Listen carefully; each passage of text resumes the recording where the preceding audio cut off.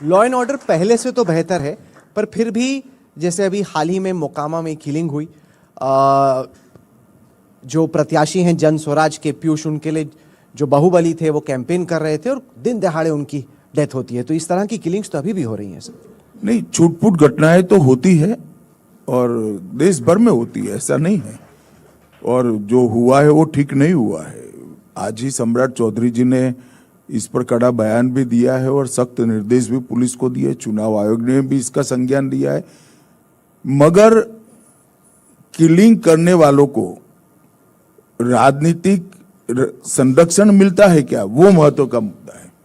पहले राजनीतिक संरक्षण मिल रहा था, सीएम के साले के घर में बैठकर फिरौती का धंधा होता था।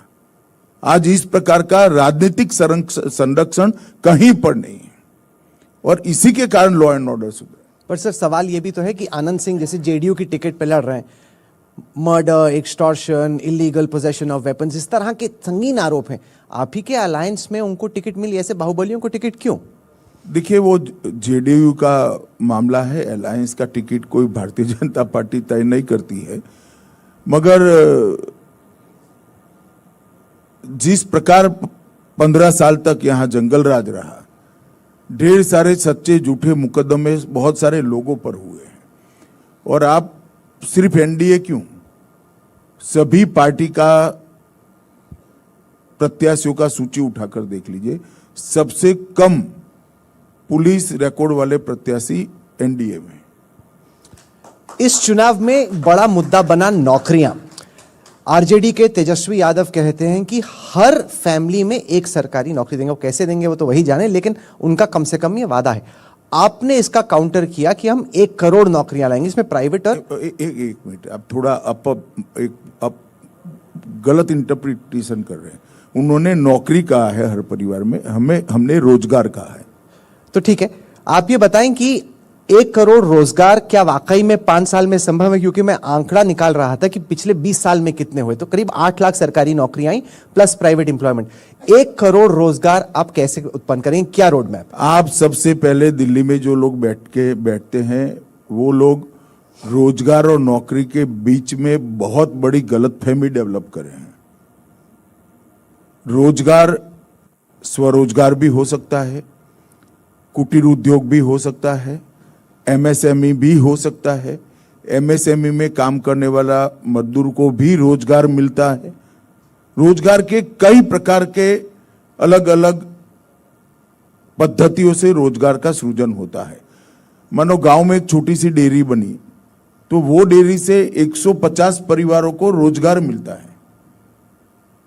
रोजगार को नौकरी कहकर बहुत बड़ा कंफ्यूजन मत खड़ा करिए। जो तेजस्वी जी ने कहा है कि हर परिवार में हम एक नौकरी देंगे और वो भी सरकारी नौकरी देंगे, तो कुल 2 करोड़ 80 लाख परिवार है, 15 लाख के आसपास के पास नौकरी है। मैं 20 भी गिन लेता हूं तो 2 करोड़ 60 लाख नौकरी चाहिए।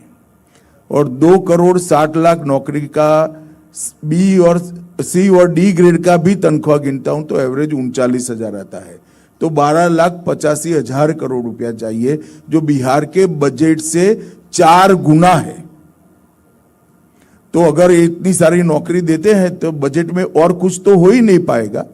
बिजली का बिल भरना, बाकी सारी चीजें, कोई रोड, रास्ता, लाइट, असेंबली चलाना, पुलिस थाना चलाना, मगर फिर भी 4 गुना बजट चाहिए। तो तेजस्वी जी ने जो वादा किया है, इसका जवाब आपको लालू जी और राहुल जी से मांगना चाहिए कि भाई 12,85,000 करोड़ रुपया आएगा कहां से? पर आपको लग रहा है कि वायदा तो वादा है, जिसके पास नौकरी नहीं उसको लग रहा है तेजस्वी दे रहा है, तो सब आपकी तरह नहीं सोचते, बिहार के वाले चतुर होते हैं। सर, आपके गठबंधन ने महिलाओं को 10,000 रुपए दिए, जिसके बाद ये सवाल खड़ा हुआ कि क्या एनडीए की सरकार एक तरीके से महिलाओं को 10,000 रुपए देके उनका वोट खरीदने की कोशिश कर रही है? देखिए, यहां पर भी आप फिर से एक बार भ्रांति फैला रहे हो। हमने 10,000 रुपया सीड मनी दिया है। वो पूंजी के आधार पर बैंक से उनको 2 लाख रुपये का मिलेगा। और इसके आधार पर वो अपना रोजगार खड़ा कर देंगे। प्रधानमंत्री नरेंद्र मोदी जी ने लखपति दीदियों को करोड़ों की संख्या में बनाने का जो देश के सामने वादा किया है, इसकी परिपूर्ति के लिए ही ये योजना आई है। और एक राज्य लेवल का कोऑपरेटिव बनाया गया है और एक कोऑपरेटिव के माध्यम से ये जीविका दीदियों को रोजगार देने का एक कार्यक्रम है।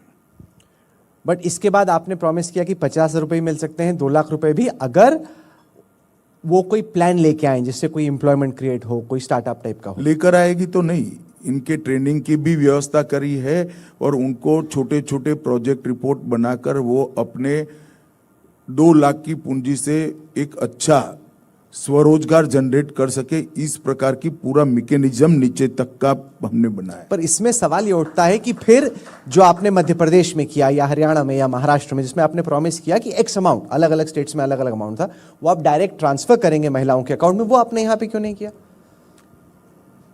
देखिए, बिहार की रिक्वायरमेंट है कि अगर पलायन कम करना है यहां से, तो यहीं पर स्वरोजगार उत्पन्न करना पड़ेगा। पलायन नारों से नहीं कम होगा।